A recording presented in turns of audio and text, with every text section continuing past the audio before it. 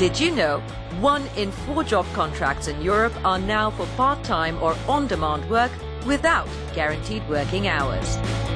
That means many of us don't know when and for how long we will work. So new rules are being proposed to try and match this changing landscape of our workplace, which could mean 2 to 3 million people, from drivers to domestic workers and those on short-term contracts, could be covered.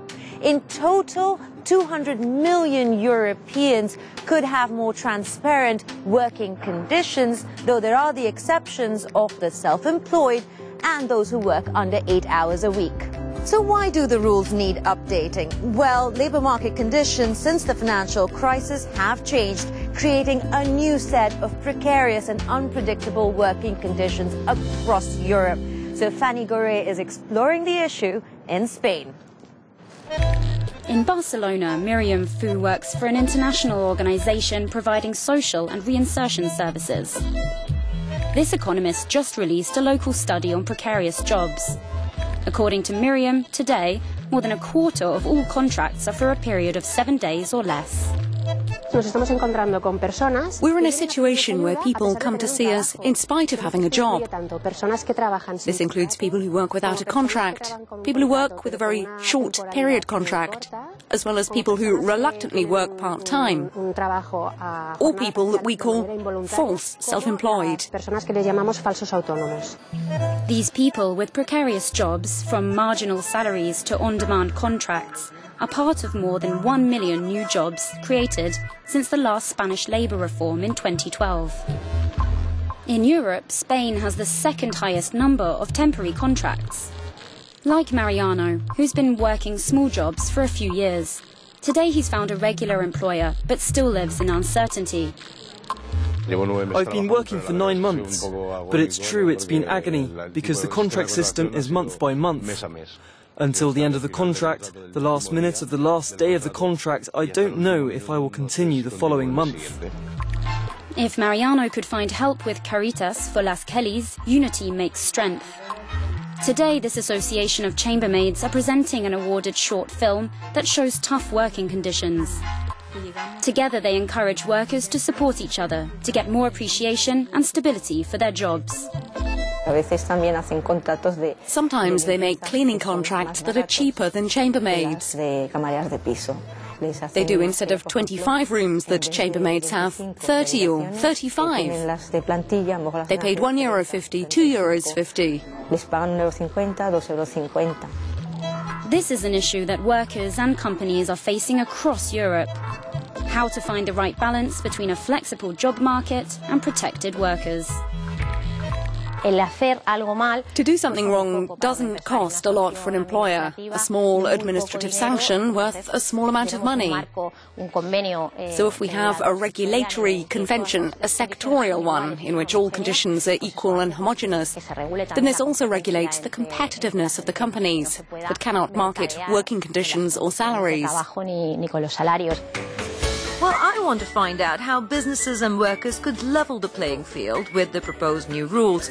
And who better than the person coordinating the safeguards for the European Parliament, Enrique Calvet-Chambon.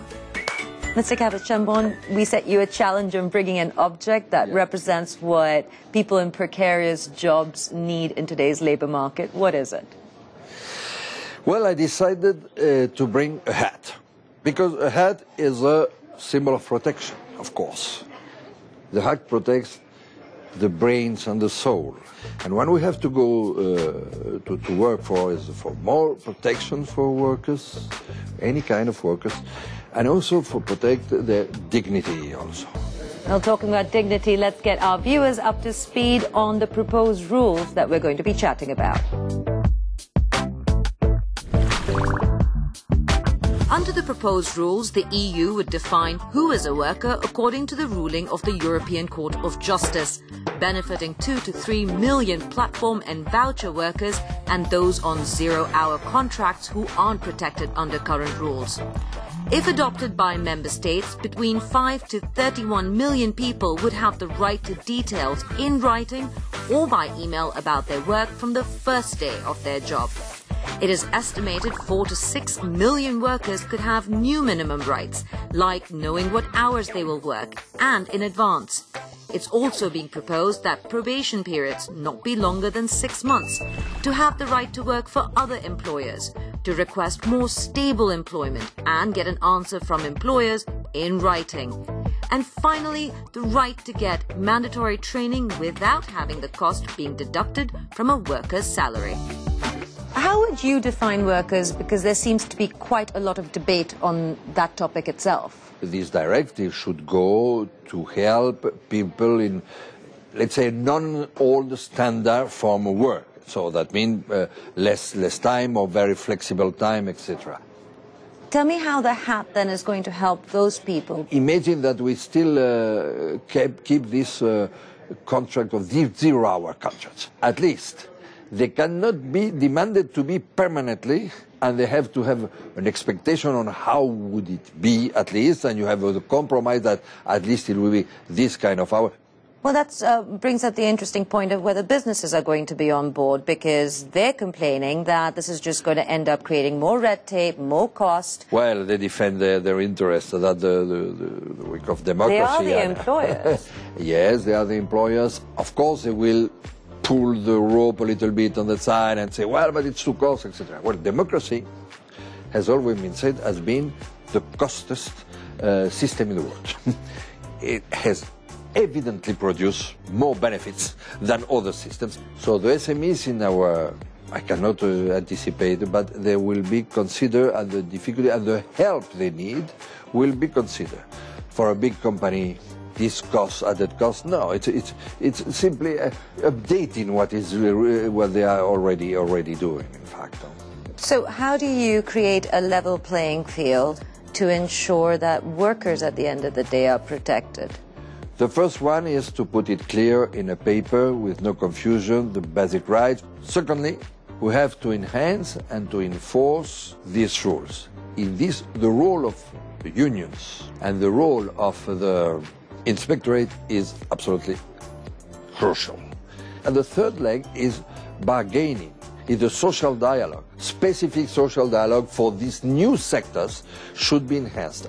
It's a long process. I don't expect as many differences between the East and West, but maybe this one could be more North-South, because the labor markets are very different, the level and the role of the unions are very different too. But okay, Rome has not been made in one day. Mr. Cavachambon, thank you very much on that note for joining us on Real Economy. Catch us next time when we'll explore how deep is really Europe's economic recovery.